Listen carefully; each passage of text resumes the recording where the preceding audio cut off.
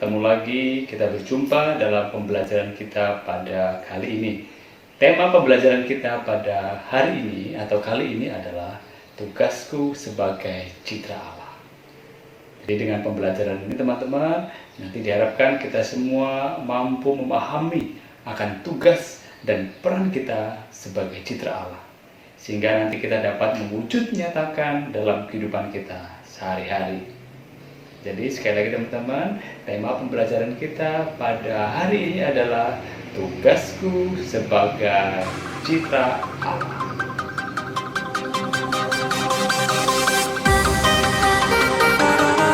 Teman-teman, seperti pelajaran yang sudah kita lewati ya tentang aku sebagai citra Allah yang unik ya. Jadi Allah menciptakan manusia itu secara unik ya, dan menganugerahi manusia itu martabat yang luhur ya sebagai citra Allah yang serupa dan segambar dengan Allah. Sebagai citra Allah, manusia dipanggil untuk mampu memancarkan diri Allah dan daya hidup Allah dalam pikiran, dalam perkataan dan perbuatan kita sehari-hari. Manusia juga dipanggil untuk turut serta dalam memelihara, mengembangkan, dan menjaga keutuhan ciptaan Tuhan agar berguna bagi keselamatan dirinya serta generasi penerus sesuai dengan kehendak Allah. Ya, sejauh mana tugas itu sudah kita laksanakan? Apakah itu sudah sesuai dengan kehendak Allah pada awal mulanya? Kita akan menemukan jawaban itu dalam pembelajaran kita pada kali ini. Teman-teman, sekarang saya akan mengajak teman-teman melihat situasi kehidupan kita, terutama menyangkut alam ciptaan Tuhan yang Tuhan telah berikan. Tuhan telah serahkan kepada kita manusia untuk menguasai dan untuk menjaga. Kerusakan alam yang terjadi, kebakaran hutan yang ditebangi, ya, banjir yang melanda kawasan Indonesia, hutan yang mulai ditebangi untuk kebutuhan industri, ya, tanpa memperhatikan peremajaan atau kelangsungan hutan untuk selanjutnya. Tanah longsor. Teman-teman, berbagai bencana alam ini mau tidak mau, suka tidak suka terjadi di bumi Indonesia ini. Akhir-akhir ini ya, virus corona juga menjadi mewabah ya, menjangkiti sebagian besar penduduk dunia. Teman-teman, sebelum mengawali pembelajaran kita, marilah kita awali dengan doa. Marilah kita berdoa. Dalam nama Bapa dan Putra dan Roh Kudus. Amin. Allah pencipta segala sesuatu, kami bersyukur karena Engkau mengangkat kami menjadi citra-Mu dan melimpahi kami dengan segala sesuatu yang Kau ciptakan untuk menjamin hidup segenap umat-Mu. Kami pun bersyukur sebab Engkau memanggil kami pula untuk ambil bagian dalam karya penciptaan. Sadarkanlah kami agar kami mampu menjalankan tugas dengan baik dan bijaksana sesuai dengan kehendak-Mu, sehingga kami dapat mempertanggungjawabkan tugas itu kelak di hadapan-Mu dengan baik pula. Demi Kristus pengantara kami. Amin. Dalam nama Bapa dan Putra dan Roh Kudus. Amin. Teman-teman, kita sudah mengawali kegiatan kita dengan doa, dengan harapan bahwa dengan doa yang sudah kita lantunkan, apa yang kita telah atau apa yang kita kerjakan sungguh diberkati oleh Tuhan. Teman-teman, untuk mengawali pembelajaran kita, saya memiliki satu tugas yang harus kalian laksanakan. tugasnya tidak berat, hanya mengamati saja, mengamati sebuah gambar. Ya, cermati gambar ini. Ya, yang pertama, cermati teman-teman, kira-kira gambar apa ini? Terus kemudian kalian lihat, ya kira-kira nanti ini cocok diberi judul apa gambar ini. Gambar yang kedua, ini teman-teman, kira-kira gambar apa ini? Ya, teman-teman bisa lihat apakah nanti kalian akan memberi judul apa pada gambar ini. Lihat dengan teliti teman-teman. Yang ketiga, kira-kira gambar apa nih teman-teman? Ya, cermati. Yang berikutnya ini teman-teman, kira-kira gambar apa? Ya, jadi dari pengamatan ini ya teman-teman, saya minta untuk ini ya, menjawab 3 pertanyaan ini. Jadi yang harus teman-teman kerjakan itu, satu, memberi judul atas gambar-gambar itu. Ya. Terus yang kedua itu, kira-kira kenapa sih gambar atau kejadian dalam gambar terjadi? Ya, kira-kira penyebabnya apa? Nah, yang ketiga, bagaimana seharusnya atau situasi yang normal atau ideal yang harus terjadi? Ya, misalkan pada gambar 1, itu gambarnya kan seperti itu. Harusnya itu bagaimana idealnya? Ya. Jadi teman-teman, saya minta untuk take your time, silahkan kalian cermati gambar itu satu-satu. Ya, judulnya apa, terus kemudian penyebabnya apa, terus kemudian bagaimana seharusnya situasi itu terjadi. Silakan tuliskan di buku catatan.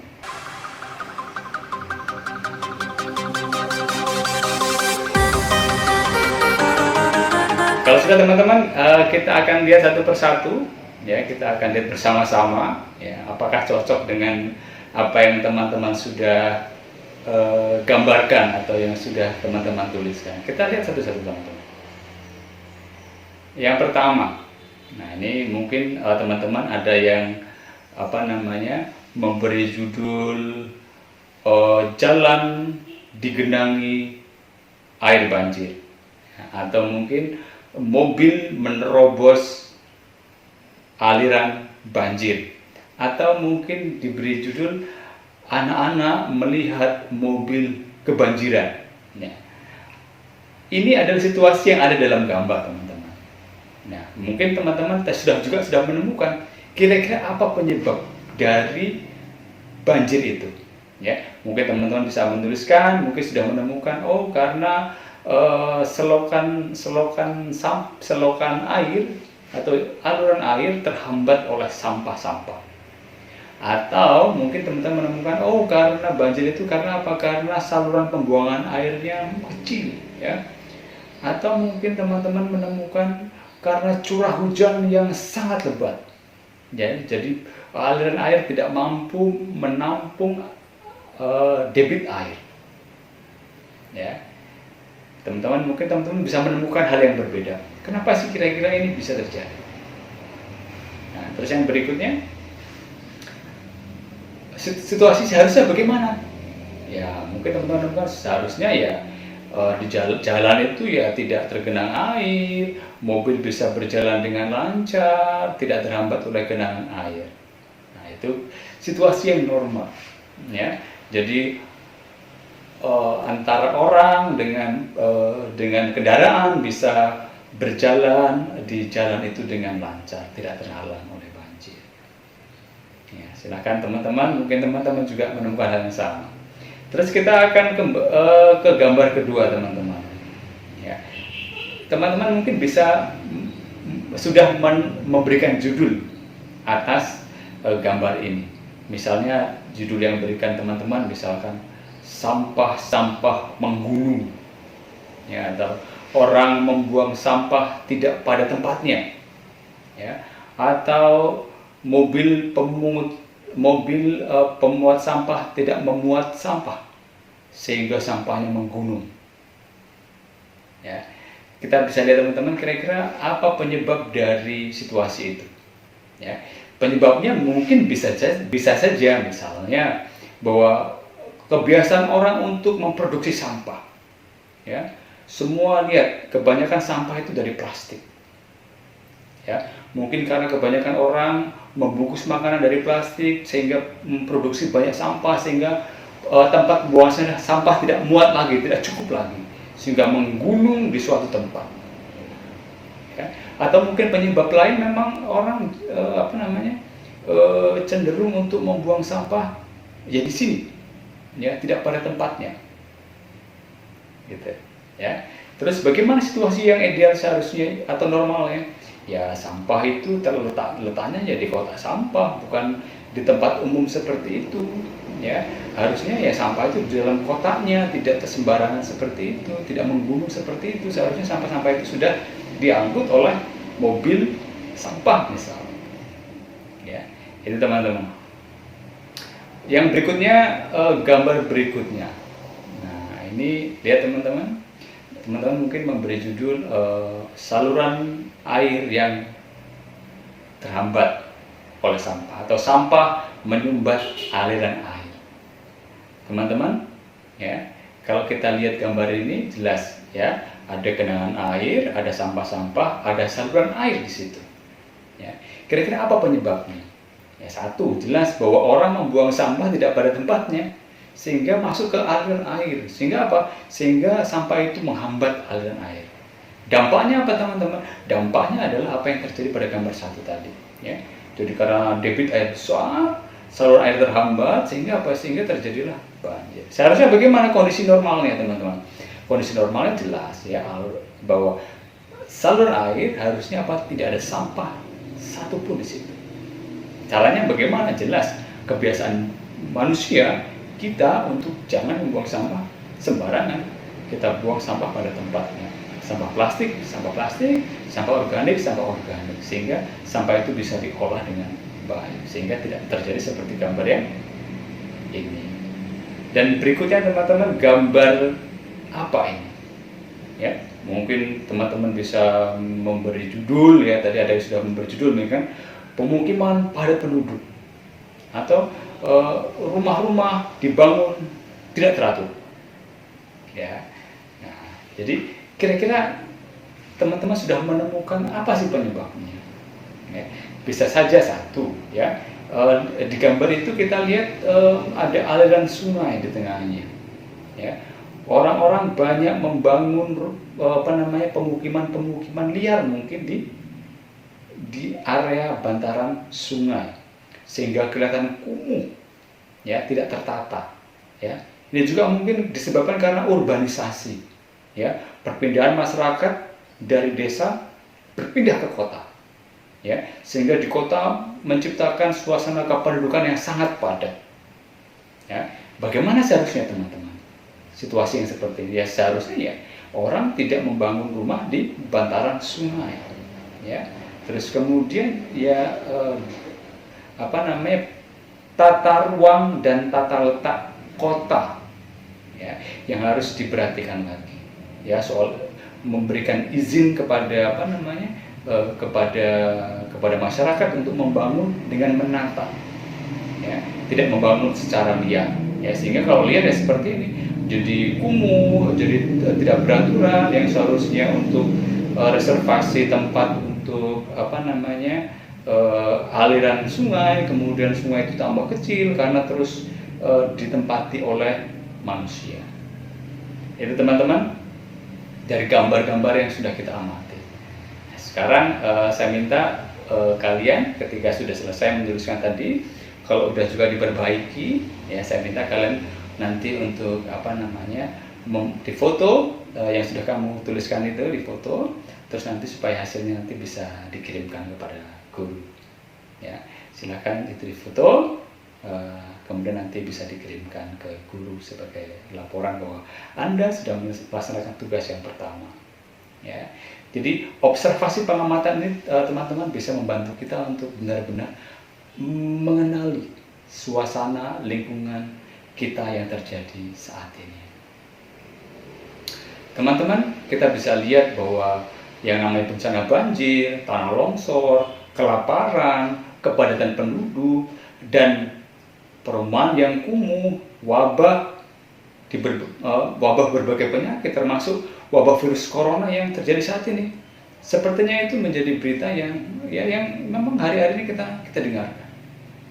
Ya, keutuhan alam yang diciptakan Tuhan itu sekarang sudah mengalami kerusakan yang sedemikian parah. Ya, setiap tahun berbagai jenis tumbuhan dan hewan masuk ke daftar perlindungan karena hampir punah. Perubahan musim, ya, kini menjadi tidak menentu. Ya, kekacauan kicauan burung-burung juga sudah jarang terdengar di alam bebas. Ya, kualitas kesehatan manusia semakin berkurang karena polusi dan berbagai dari limbah-limbah.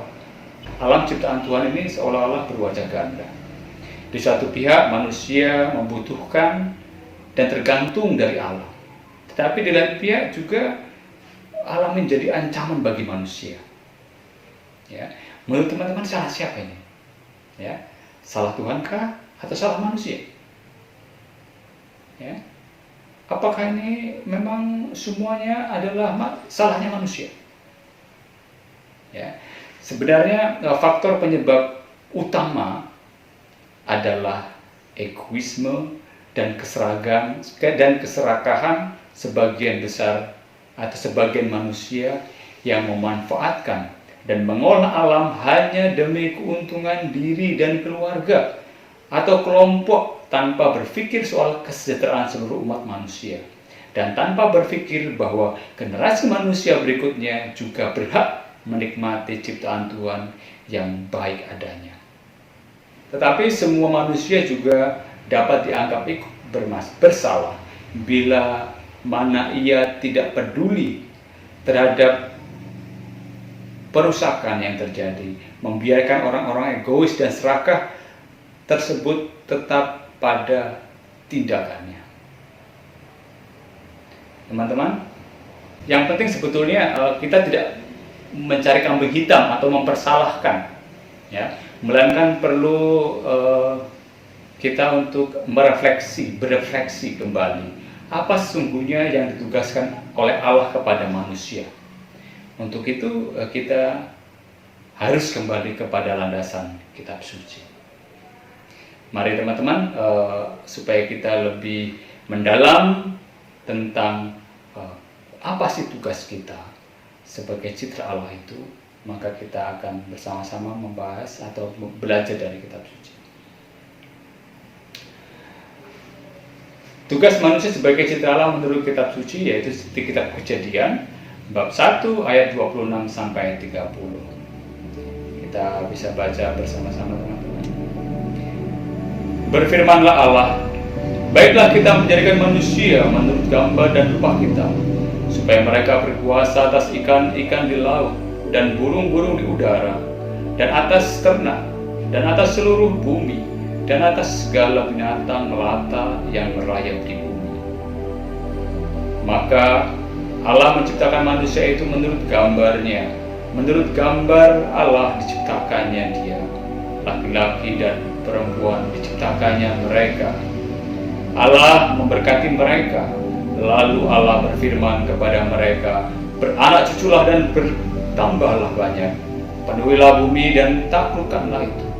Berkuasalah atas ikan-ikan di laut dan burung-burung di udara, dan atas segala binatang yang merayap di bumi. Berfirmanlah Allah, lihatlah, aku memberikan kepadamu segala tumbuh-tumbuhan yang berbiji di seluruh bumi, dan segala pohon-pohon yang buahnya berbiji, itulah akan menjadi makanan. Tetapi kepada segala binatang di bumi dan segala burung di udara dan segala yang merayap di bumi yang bernyawa, kuberikan segala tumbuh-tumbuhan hijau menjadi makanan. Dan jadilah demikian.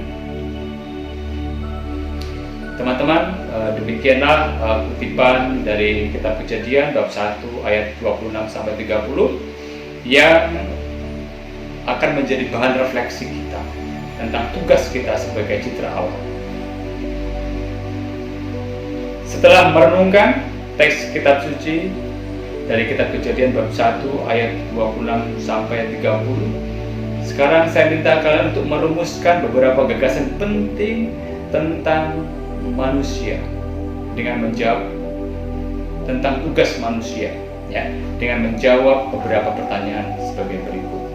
Yang pertama, apa tugas yang diberikan Allah kepada manusia? Ya, dari kutipan tadi, tunjukkan ayatnya. Terus yang kedua, perhatikan dan baca baik-baik ayat 29 dan ayat 30. Bagaimana seharusnya hubungan antara manusia dan ciptaan Tuhan yang lain?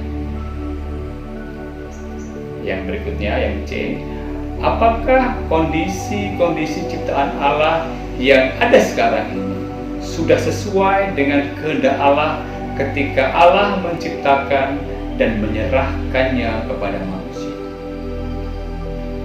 Yang berikutnya, yang D, tuliskan ciri-ciri tindakan manusia yang selaras dengan kehendak Allah seperti diamanatkan dalam kitab Kejadian bab 1 ayat 26 sampai 30. Teman-teman, silakan ambil waktunya. Kita akan mencoba menjawab ini. Silakan teman-teman melihat kembali dari kutipannya, mengingat kembali kutipannya, dan sekarang silakan take your time. Silahkan manfaatkan waktu sebaik-baiknya ya, untuk secara pribadi untuk menemukan gagasan-gagasan.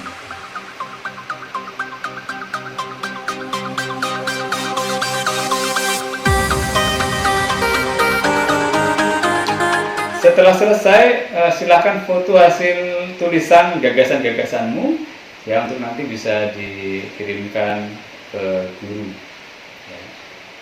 Jadi nanti bisa difoto hasil tulisan dari 4 pertanyaan. Sekarang teman-teman, kita akan coba baca atau bahas bersama-sama keempat pertanyaan itu. Ya. Yang pertama, apa tugas yang diberikan Allah kepada manusia? Tunjukkan ayatnya. Itu nanti kita lihat di ayat 28 ya. Kitab suci menegaskan keluhuran martabat manusia sebagai citra Allah ya. Sebagai citra Allah, manusia dipanggil dan diberi tugas untuk beranak cucu dan bertambah banyak, memenuhi bumi dan menaklukkannya, dan menguasai ciptaan Allah lainnya ya, seperti tadi dikutip di ayat 28 dari kitab Kejadian. Terus pertanyaan yang kedua, teman-teman. Perhatikan dan baca dengan baik-baik ayat 29 dan ayat 30. Bagaimana seharusnya hubungan antara manusia dengan ciptaan yang lain? Jadi teman-teman mungkin sudah menemukan ya, bahwa panggilan yang agung itu perlu ditempatkan dalam konteks keselamatan yang dikehendaki Allah sendiri. Ya, ini keselamatan secara utuh dan terpadu, integral, ya, utuh dan terpadu. Ya, tidak hanya menyangkut diri sendiri, melainkan juga erat kaitannya dengan ciptaan Allah yang lain. Oleh karena itu, manusia tidak dapat bersikap sewenang-wenang ya, atas kuasa yang Tuhan berikan, atas tugas yang telah Tuhan berikan. Ya, jadi manusia tidak bisa bersikap sewenang-wenang atas kuasa dan atas tugas yang telah Allah berikan.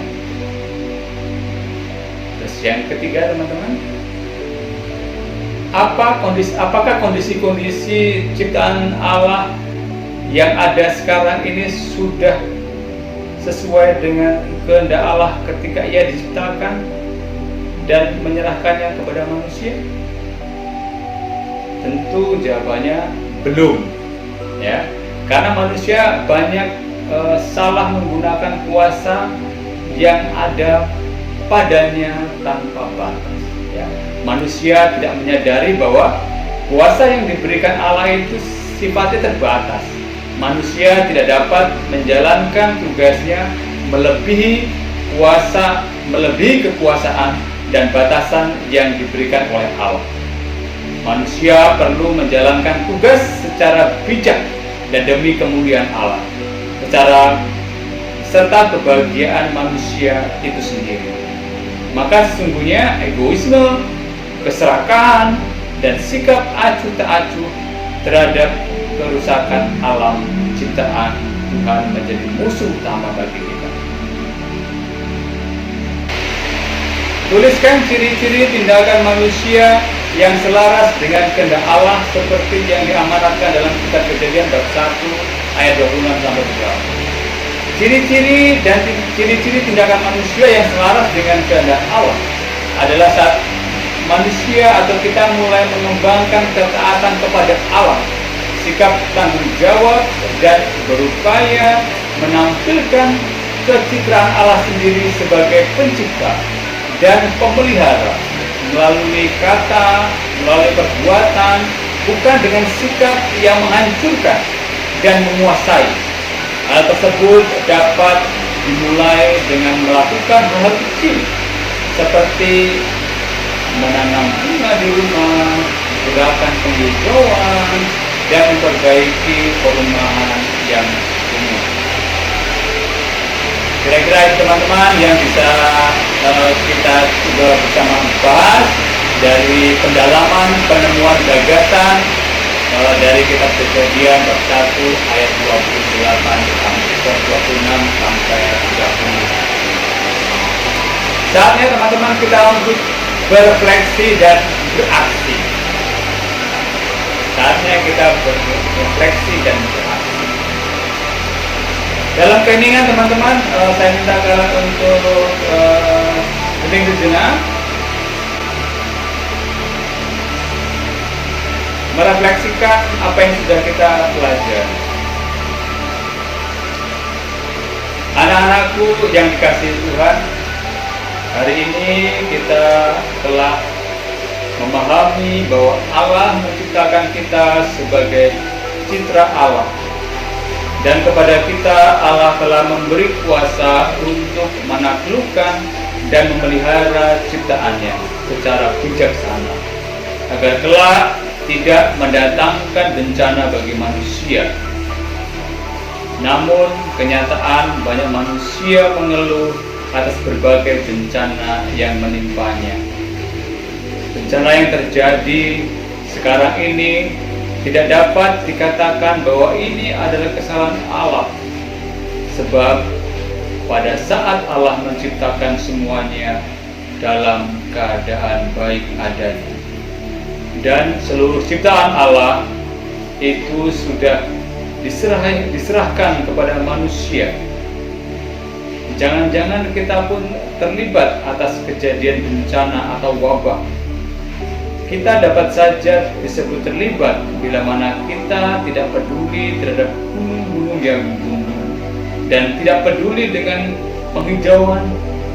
Kita terlibat membiarkan bumi semakin panas. Sebab tidak berusaha menanam tanaman apapun di sekitar kita. Kita terlibat membuat banjir karena membuang sampah sembarangan.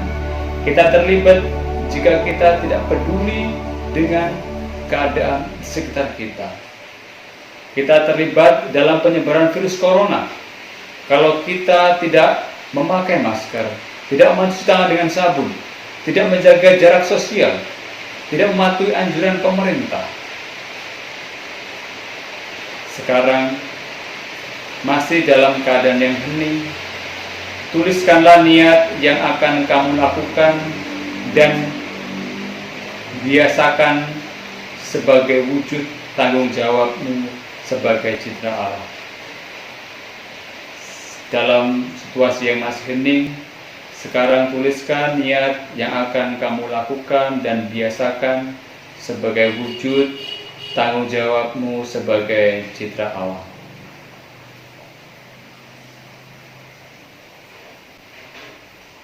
Setelah selesai, foto hasil tulisan niat yang akan Anda lakukan untuk nanti bisa dikumpulkan kepada guru.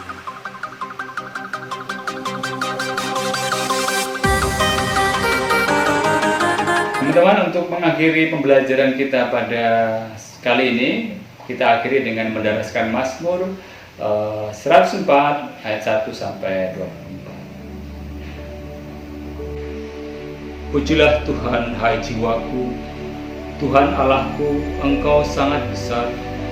Engkau yang berpakaian keagungan dan semarak, yang berselimutkan terang seperti kain, yang membentang langit seperti tenda, yang mendirikan kamar-kamar lotengmu di air, dan menjadikan awan-awan sebagai kendaraanmu, dan bergerak di atas sayap angin, yang membuat angin sebagai suruhan-suruhanmu, dan api yang menyala sebagai pelayan-pelayanmu, yang telah mendasarkan bumi di atas tumpuannya, sehingga takkan goyah untuk seterusnya dan selamanya.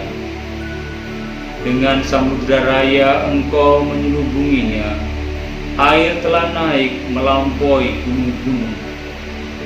Terhadap hardikmu, air itu melarikan diri, lari kebingungan terhadap suara gunturmu. Naik gunung, turun lembah ke tempat yang Kau tetapkan bagi mereka. Batas Kau tentukan, takkan mereka lewati, takkan kembali mereka menyelubungi bumi. Engkau yang melepas mata-mata air ke dalam lembah-lembah, mengalir di antara gunung-gunung, memberi minum segala binatang di padang, memuaskan haus keledai di hutan. Di dekatnya diam burung-burung di udara, bersiul dari antara daun-daun. Engkau yang memberi minum gunung-gunung dari kamar-kamar lotengmu, bumi kenyang dari buah pekerjaanmu. Engkau yang menumbuhkan rumput bagi hewan dan tumbuh-tumbuhan untuk diusahakan manusia, yang mengeluarkan makanan dari dalam tanah, dan anggur untuk menyukakan hati manusia, yang membuat muka berseri banyak karena minyak, dan makanan yang menyegarkan hati manusia. Kenyang pohon-pohon Tuhan, pohon-pohon aras di Libanon yang ditanamnya, di mana burung-burung bersarang, burung rangung yang rumahnya di pohon-pohon sabuna. Gunung-gunung tinggi adalah bagi kambing-kambing hutan, bukit-bukit batu adalah tempat perlindungan bagi peladang. Engkau yang telah membuat bulan sebagai penentu waktu, matahari yang tahu akan saat terbenamnya. Apabila Engkau mendatangkan gelap, maka air pun melambat. Ketika itulah bergerak segala binatang hutan. Singa-singa muda mengaum-aum akan mangsa dan menuntut makanan dari Allah. Apabila matahari terbit, berkumpullah semua dan terbaring di tempat perteduhannya. Manusia pun keluarlah ke pekerjaannya dan ke usahanya sampai petang. Betapa banyak perbuatanmu ya Tuhan, sekalian Kau jadikan dengan kebijaksanaan bumi penuh dengan ciptaan. Kemuliaan kepada Bapa dan Putra dan Roh Kudus, seperti pada permulaan, sekarang, selalu, dan sepanjang segala abad. Amin.